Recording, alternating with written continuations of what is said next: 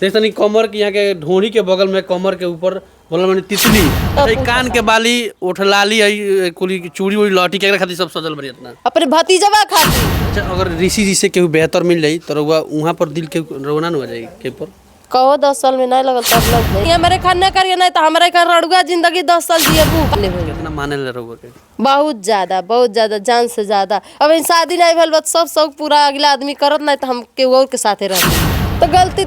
गलती नहीं कर लेते तो आज 10 साल में तो शादी कैले लते मतलब गाना रो सत्य कहतन सिलिप राजा वाला कुंवारे में गलती कइले बानी बाकी एक बार गंगा न होइले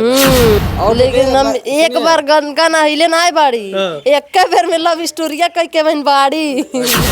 ऋषि और राधिका के प्यार के परिवार वालों अभी तक ले एक्सेप्ट कइले बाकी ना उनकर घर वाले अपसेट कैले न जैसे कि मतलब घर भी हमें बनवा के जमीन बेच के गांव में से हमारे पापा भाई नहीं रह देते रहे ना तो उ लोग जमीन दूसरे जगह रहल तो बेच के हमें घर बनवा के यह घर सब देहले बाना तो वही घर में हम रह उ सब खुश हम पहले केहू नहीं रहल अब गलती कैले केहू खुश रही नहीं रहल लेकिन ये समय सब केहू हमें बिटिया की तरह मानला तोहरा में नहीं जाता हमार दिलवा ना जैसे मान ली कि हो हम तोहरा प्रीतिया में हो हम तोहरा प्रीतिया में दिल के दुनिया लुटा दिहले बानी तू माना न माना ये राजा तू माना न माना ये राजा हम आपन बना ले बानी ओ हम तोहरा प्रीतिया में दिल के दुनिया लुटा दिहले बानी।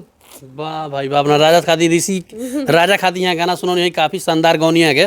तुम चाहे को अभी तो अच्छा रोगू यहाँ के प्यार में रोगू बनोला बनी हाँ का लिखो कहाँ बनोला बनी हम भी लिखवाए हैं देख लीजिए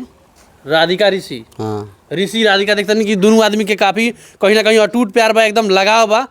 और ये प्यार के बारे में अच्छा और लड़का लड़की जब देखा तरह तो ओकरी से का कहे हम ये कहबे भाई का तो के जिंदगी भर जिए पड़ जाई दूना जलिक बात करते लड़की चाहे लड़का के बहुत पापड़ बेले तो आज के डेट में इनकर मम्मी पापा हमार मम्मी पापा अब खुद शोक हमार शादी करते हुए ऐसा न करिए कि कहीं तोहर न हो पावे आ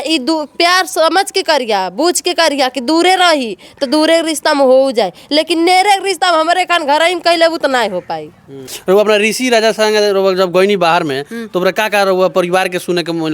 टीका टिभोली कुल सुने के मिले ए भैया जब हम नेरवा नहीं रही तो हम का सुनब हम देखिए हमार घरवा वाला आया इनकर घरवा वाला जो सुनले हुई वो समैया पुनः लोगन सुनले हुई हम तो ऐस करत रही बेंगलोर में जाके लेकिन ये सब शौक पूरा करता हर चीज करता तब नन के साथ भागल है। अच्छा ये कब बनौले रहनी कब बनौले रही हाँ